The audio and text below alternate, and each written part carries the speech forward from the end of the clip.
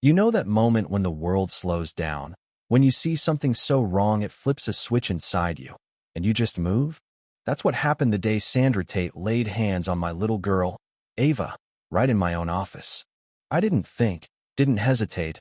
I grabbed a shelf and smashed it across her face, watched her stumble back, blood staining her perfect blazer, and I felt no regret, only fire. Let me take you back to how it all started, because this wasn't just a random Tuesday gone wrong, it was a slow burn, a fuse lit months before that moment. I'm Jake Harper, a rancher out in Willow Creek, a quiet stretch of Montana where the sky feels bigger than your dreams and the land's been in my family for 3 generations.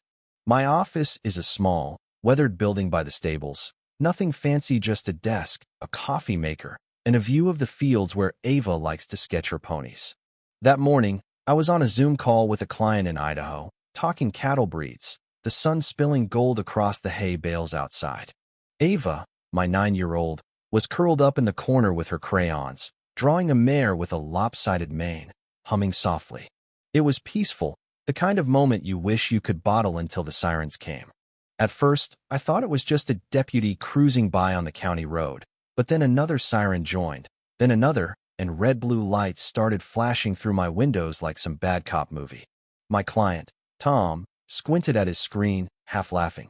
"Jake, you getting hauled off, or what?" I forced a grin. "Hope not, let me check." I muted the call, told Ava to stay put, her big brown eyes flickering with curiosity, and headed for the door. Before I could touch the handle, it flew open, damn near off its hinges, and in stormed Sandra Tate, the self-crowned dictator of the Willow Creek Homeowners Association, all sharp heels and a gray bun so tight it could have snapped wire. "There you are," she screeched, jabbing a manicured finger at me. "This man's squatting on HOA land. This office belongs to the community now." I blinked, trying to process the insanity. "Sandra, this is my property, been Harper land for decades." But she wasn't hearing it, her face red, eyes wild, like she'd been waiting for this moment to unleash hell. Ava, bless her, stood up, startled by the door's bang, and that was enough for Sandra. She spun on my girl, marched over, and before I could move, slapped Ava hard across the face. The sound god, that sharp crack, it's burned into me. Ava stumbled, her head hitting the edge of my old metal filing cabinet, a cry ripping out of her as she crumpled, blood trickling from her nose, her sketchbook torn under her. Time stopped. Sandra stood there, chest heaving, like she'd just won some twisted victory. Ava was sobbing, clutching her face. And me? I didn't yell, didn't ask why, I just moved. That shelf by my desk, oak, heavy, one I'd built with my dad when I was a kid, it was in my hands before I knew it. I swung it like a bat, caught Sandra square across the jaw. She flew back, a choked gasp escaping as she crashed into a chair, then the floor, blood pooling from her mouth, staining her cream suit. She screamed, this raw, animal sound, and I didn't care. 2 deputies stood frozen in the doorway, one muttering, "What the hell just happened?" I pointed at Ava, still crying, clinging to my leg. "That woman assaulted my kid in my own damn office." The younger deputy glanced at the security camera blinking in the corner. "Sir, stay calm. We need statements, and that footage." I didn't answer, just scooped Ava up, her trembling body pressed against me, and stared at Sandra, sprawled in her own mess. "You touched the wrong kid," I said, voice low, steady, "and you picked the wrong fight." Her lip quivered, blood dripping, and for the first time, I saw fear in her eyes. This wasn't about land anymore, this was personal. The next day, I was still shaking, not from fear, but from rage, from replaying that slap, Ava's cry, the blood on her face. She was inside, nose bandaged, face swollen, too scared to sleep alone. I hadn't slept either, just sat up, staring at the fields, feeling that dangerous knot tightening in my chest. Around noon, a black SUV rolled up my gravel drive. Sandra stepped out, bruised, bandaged, but still wearing that smug smile, like she hadn't just crossed every line. Behind her was some slick lawyer type, all fake tan and silk tie. "Jake," she called, voice dripping with fake sweetness. "I'm here to offer peace, a clean slate." I didn't move, just crossed my arms. "You hit my daughter, Sandra." Her smile didn't budge. "She was in a restricted area, You know how kids are disruptive. I stepped closer, fists clenched. You broke into my office, assaulted my kid, and now you're on my land again, uninvited.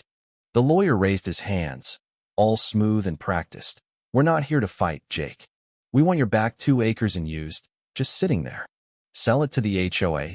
We drop all citations, even write an apology. Sandra held out a folder, smirking. I snatched it, glanced at the offer.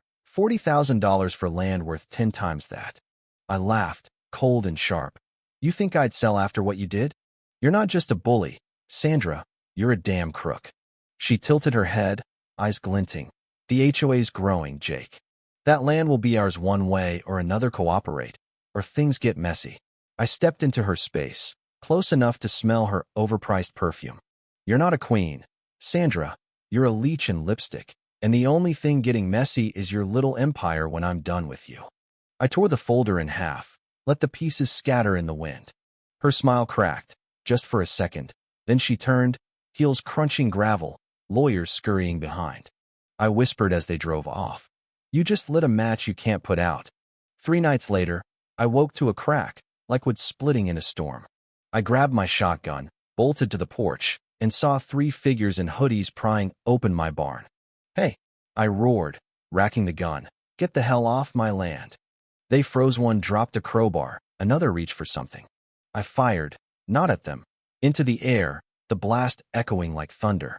They scattered, tripping over each other into the dark. Inside the barn, I found the lock smashed, tools tossed, oil spilled over hay, and on the wall, in red spray paint, sell or it burns. Sandra's message, loud and clear.